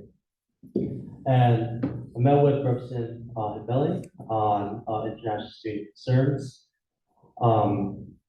So one of our biggest items on our agenda was to create an international student advisory board. And so what we're going to do is set up a meeting between us, Nasby, and Ramsa to talk about implementing this student advisory board, determining how we can best move forward with that.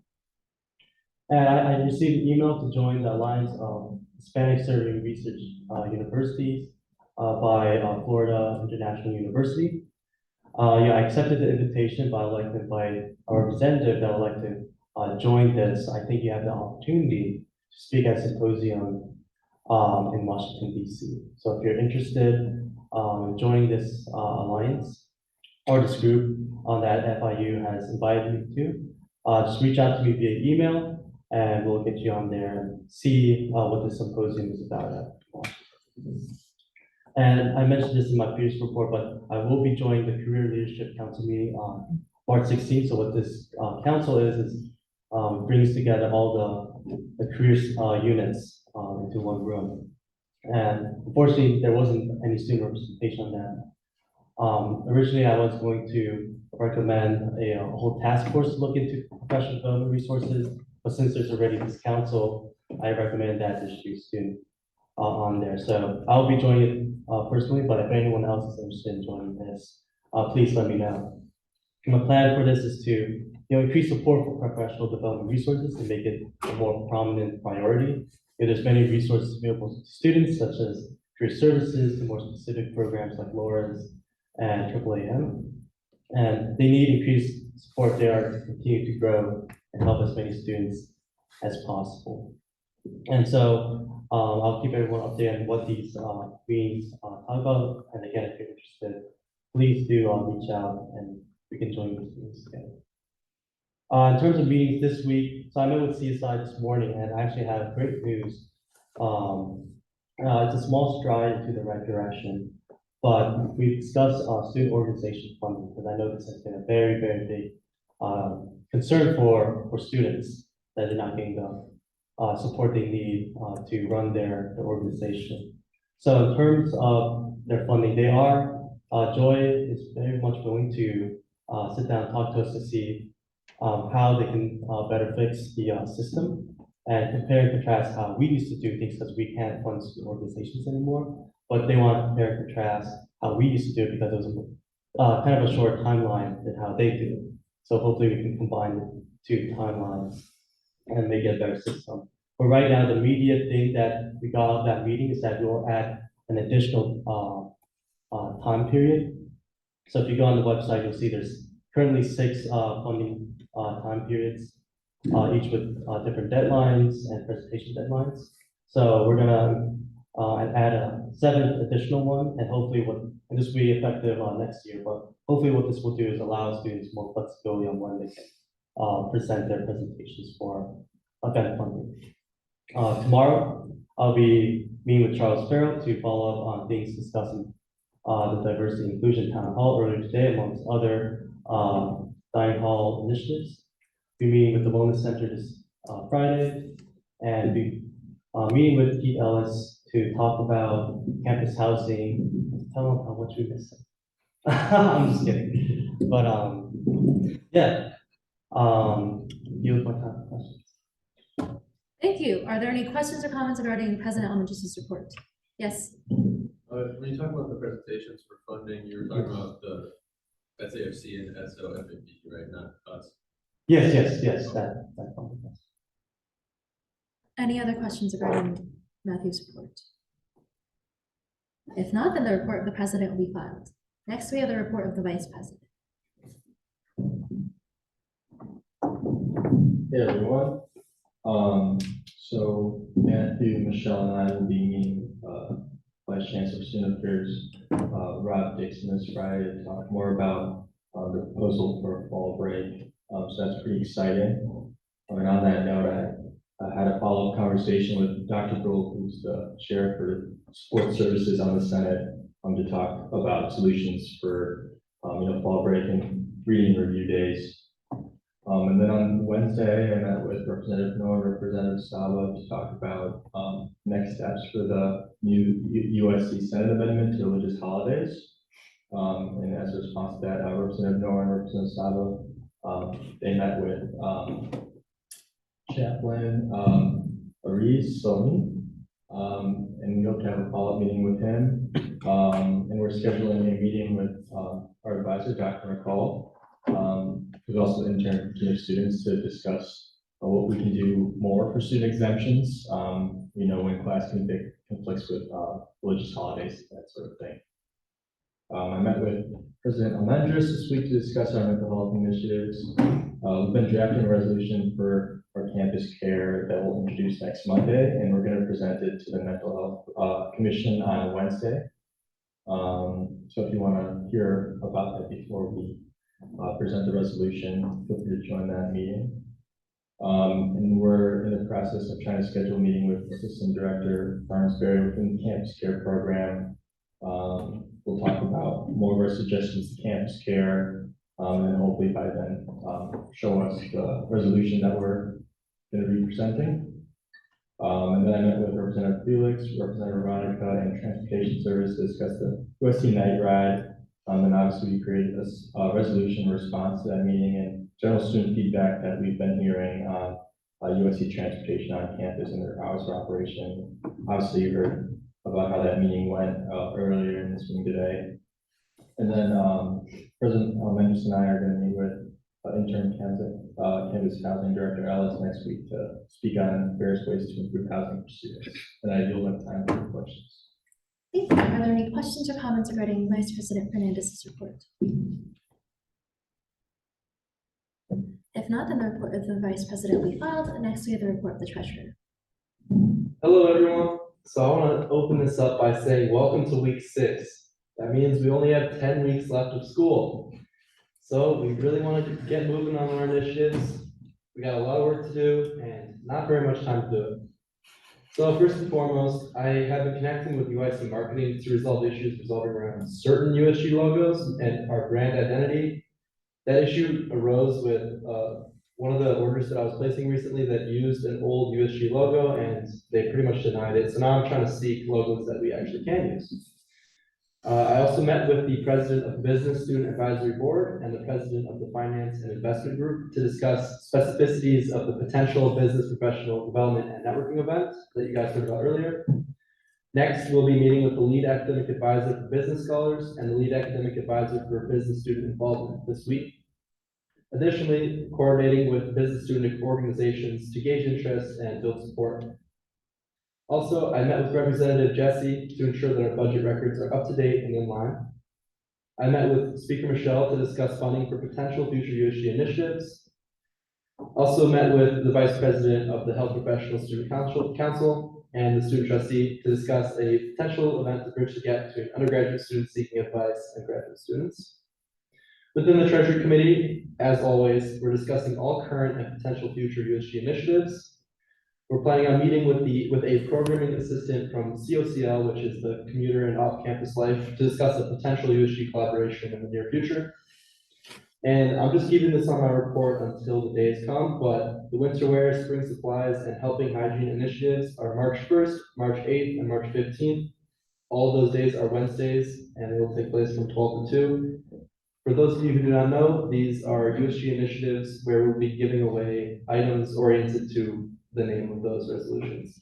And we're giving them away within the Student Center. And if anyone here is available to help, that would really be appreciated because it's a great opportunity for us to connect with students, talk about USG, and just hear the concerns of our colleagues.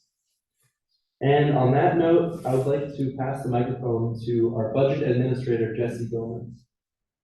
All right, guys, so I'm just gonna give a quick overview of our budget right now. So in the beginning, we had $126,000.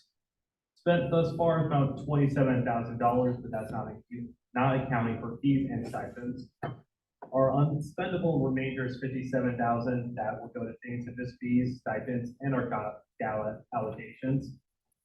Now, totally right now, our spendable budget is $42,000. That's what Quinn was originally saying. Now is the time to propose new initiatives. A lot of times initiatives take, if you're doing RFFs, which means like everything kind of in-house, takes 2 to 3 weeks. If you're trying to get anything that's outside UIC, it takes at least a month. So right now, obviously, now's the time to propose initiatives. You guys will soon, like for new reps, I believe you guys either right now or will in the future have access to USC Dropbox. From there, you can see our passion initiatives.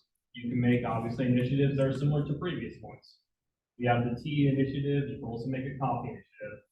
For our business one, you can also make one for your own major group as well. So right now, just encouraging guys, propose your initiatives. Now is the time to do so. Thank you. All right, are there any questions or comments regarding Treasurer Boston's report or the budget? If not, then the report of the treasurer will be filed. Next, we have the report of the speaker. Congratulations to our new representatives. Yay! Another round. And thank you all for filling out the many forms that I sent out. As a reminder, all representatives, please make sure you set up a one-on-one with me via the sign up genius link I sent out last week, if you haven't already. And those will start next week and span throughout March. USG orientation, big one. It'll be set a date and time. It'll be on Thursday, February 23rd from 6 to 8 p.m. in ARC 241. Attendance is mandatory for all members because we're presenting some new information and activities that aren't the same as orientation from last semester. So please reach out to me if you can't make it, and we will figure something out. Mental Health Commission, we had a meeting and discussed some of our upcoming initiatives. Manasi will talk more about this in her report, but we discussed her Teas Around the World event, yeah, she'll talk about it more, but volunteers needed. The MHC care package distribution initiative, a resolution was presented today. And once it's passed, we'll be setting a time and date to reserve a table in SC, or hopefully once it's passed. We'll be setting a time and date to reserve a table in SCE. And we're also thinking of including handwritten notes from our body in those care packages, just like nice things to say to people. So once that's more solid, we will set a time, or we will set a GBM where afterwards, or after the meeting ends, you'll have the opportunity to write some nice little notes. We'll also be distributing mental health resources, a list in those care packages, because we've heard a lot of complaints from students that they don't know what services are on campus for mental health besides the counseling center. So hopefully this will help a little with that, and they get some nice things. I'm working with Treasurer Basta on getting our therapy dog organization approved for Gia and Brina's event down the line. And as a reminder, Deputy Commissioner applications are still open, and the link to apply is in our agenda. If you're interested in working on mental health related initiatives, join MHC. Well, my was not good today. Our meetings are from 5 to 6 p.m. over Zoom on Wednesdays.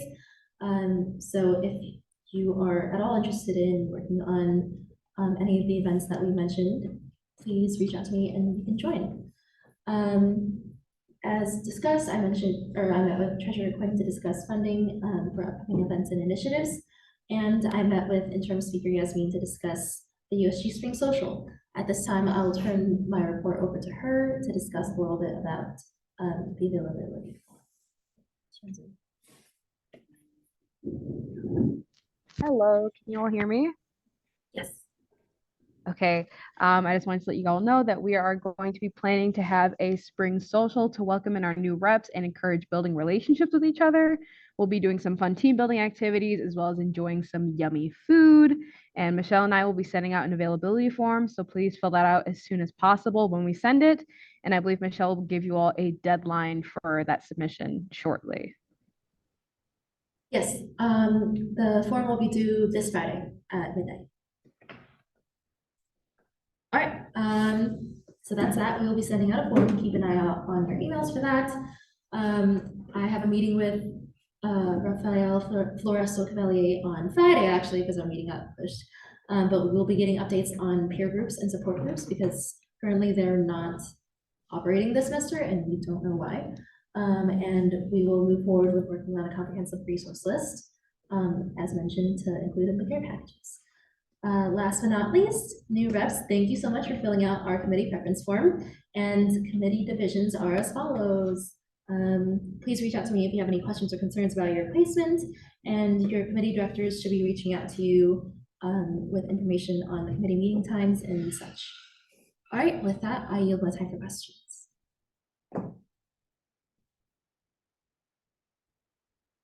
All right, if there are no questions, the report of the speaker shall be filed.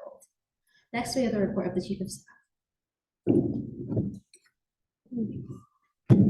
Hi guys, so last week I had rescheduled my director meetings and I met with Mahanur and Naspi on Friday. And they both had amazing initiatives and events, one which happened today. So I just wanted to congratulate Director Naspi on a very successful town hall.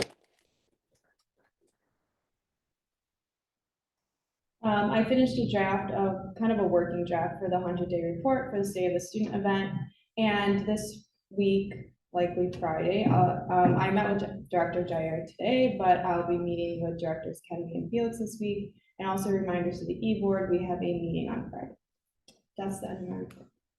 Are there any questions or comments regarding Chief of Staff Abigail's report? If not, then the report of the Chief of Staff will be filed. Next, we have the report of the Diversity and Inclusion Chair. Hello, everybody. Kind of just to start off, I wanted to kind of recap the town hall for those who weren't able to come. So we had 4 categories for the town hall. Category 1, and the first 2 categories were kind of just larger categories that I created because students came to me with those specific concerns. So I invited a lot of the panelists based on those concerns.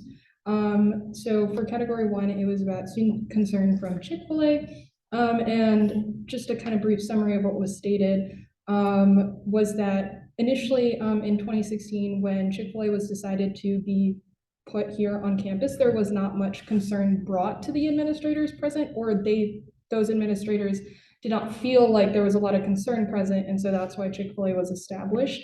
And then more recently, Charles Morris, who was present at the town hall, reached out to James Flam about student concerns that the GSE had brought up. And so they created a survey regarding to reach out to the community and get those concerns. And Morris encouraged GSC, the Gender and Sexuality Center, and students to kind of raise awareness about Chick-fil-A's stance on homophobia and things like that. And now they are taking in that sort of disapproval. And the GSE will be submitting, I believe, the results of the form, as well as kind of their list of concerns to the committee that's deciding the contracts. And that contract is going to end on June 1st. The RFP, so the committee that's creating that proposal with other options will be submitting a proposal to the committee that's deciding the vendors. And currently the university is taking bids from chains. So nothing's really finalized regarding Chick-fil-A is one of the main outcomes that can be taken from that first category. And then the second category was concerns from students who were concerned about the School of Public Health's ties with Israeli and Zionist institutions. So kind of a brief summary, though a lot was stated and kind of discussed in the town hall, was the University of Illinois system passed a statement with some concerning wording regarding kind of switching up anti-Semitic and anti-Zionist sentiments, as well as mixing up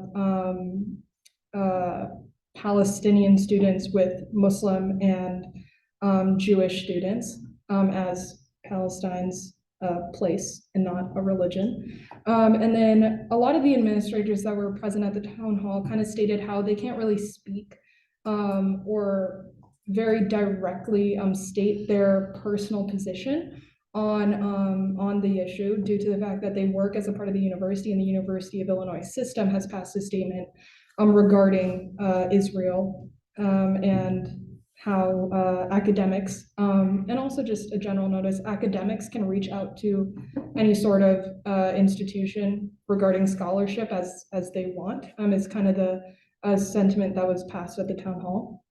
Another issue was that students wanted to reach out about Nadine Peacock regarding her position and why she was present in her position, and administrators stated she has a lot of experience in her role and that's why she was selected. And the concern was not brought up prior to her role being selected. And kind of lastly, I kind of went over. And there were a couple anonymous questions present. And regarding those questions, the reason why I kind of summarized the first two categories is because I wasn't able to take a recording of those categories. For the anonymous questions, as well as the open Q&A of the town hall, I did take a recording of what was discussed, as well as kind of created a brief summary and contacts that were discussed as well in the town hall. And I'll be forwarding that to Director Kenvey, as well as the rest of this body to kind of see what was discussed.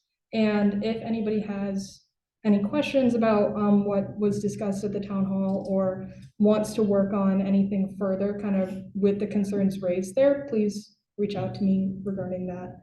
And now kind of moving on to the rest of my report. I met with Ronnie Lee last week from the Gender and Sexuality Center. I kind of discussed with them how students concerned about Chick-fil-A would, discuss their concerns at the town hall and how the event would go.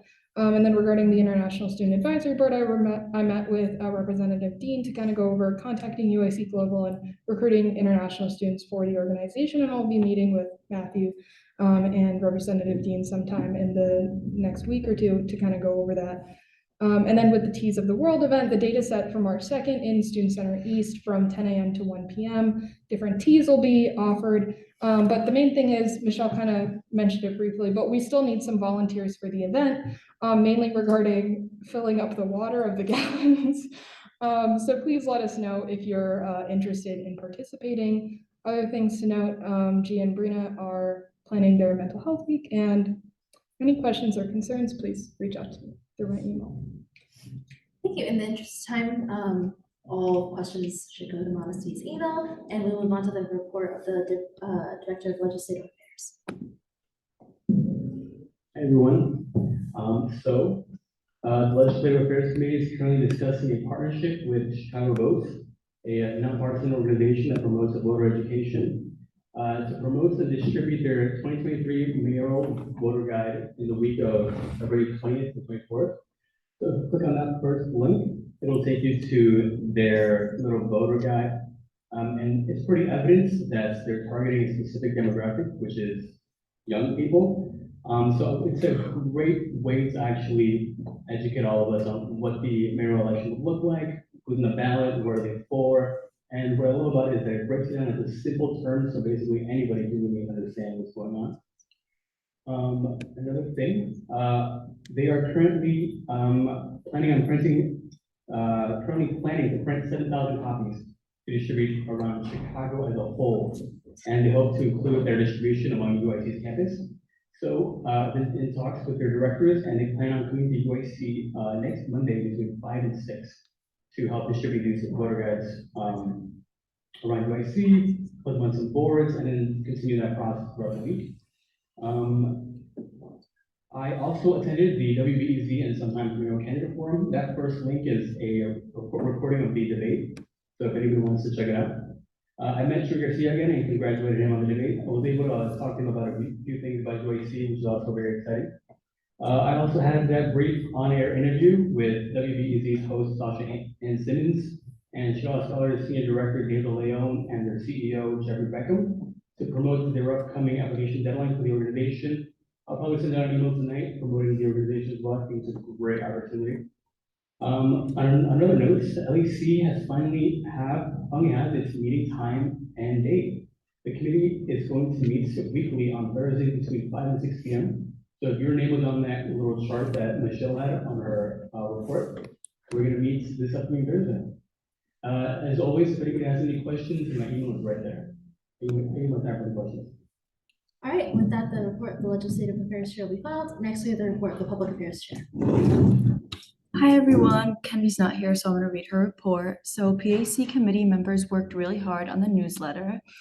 Kenvy filmed a TikTok video with committee members on campus safety regarding the emergency call boxes around campus and the UIC Safe app. She helped Chief of Staff Patino with state of the student document, incorporated appropriate flyers and images. State of the student dinner, RSVP. I think she already sent out those emails, so whenever you can, RSVP. She emailed DOS regarding merch shipping for graduates, and if you have any questions or concerns, you can reach out to Kenvy. All right, with that, the report of the Public Affairs Chair will be filed. Next, we have the report of the Student Success Chair. All right, so Mahanor is not here either, so I will be reading her report as well. So she held one-on-one meetings with reps. Representative Juana is planning to host a town hall. Deputy Chair Nazra is planning an event for the semester. Representative Saba and Nora will continue to work on the Eid resolution, as well as work with Mahanor on creating more halal food options on campus. For those of you who haven't met with Mahanor, please fill out the when to meet. She's scheduling a follow-up meeting with Dr. Koche for the Dean's Advisory Board with Representative Saba, and she's scheduling a follow-up meeting with Lauren for collaborations and a collaboration event for the semester. That is all. With that, the report of the Student Success Chair will be filed. Next, we have the report of the Campus Life Chair. Hi guys, so I'm gonna read this for Felix. So as far as the campus life community update, we're working on addressing food insecurity, like you mentioned before.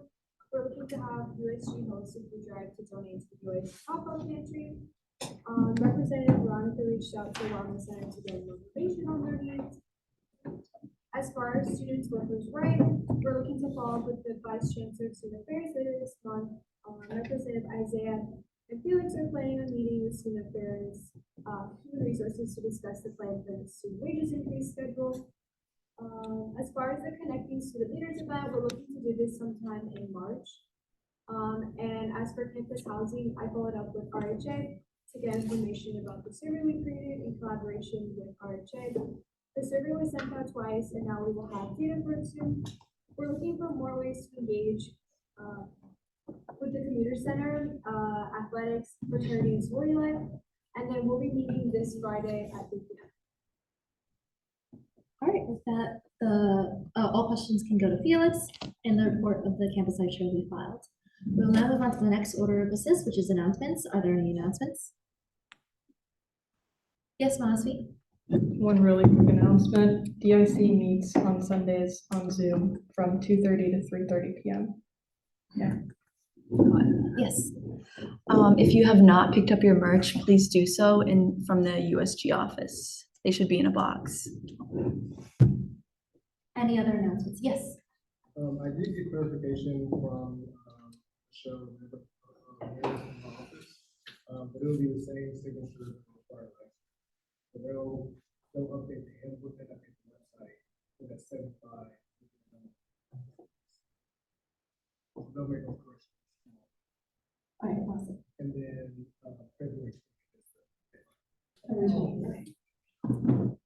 Yes, I have an announcement. yes. 28. Okay, thank you. Please be sure to check out catering on your way out. Today we have taco salad and Southern evening, which is chicken. And we also have mac and cheese along with salad and some dessert. So please make sure you guys try some on your way out. All right, any other announcements? Second, I vote yes. Don't leave yet. Okay, sit down. Sorry, I'm so sorry. We'll now move on to the next order of business, which is adjournment. To adjourn. Is there a second? Second. All those in favor, please say aye. All opposed, please say nay.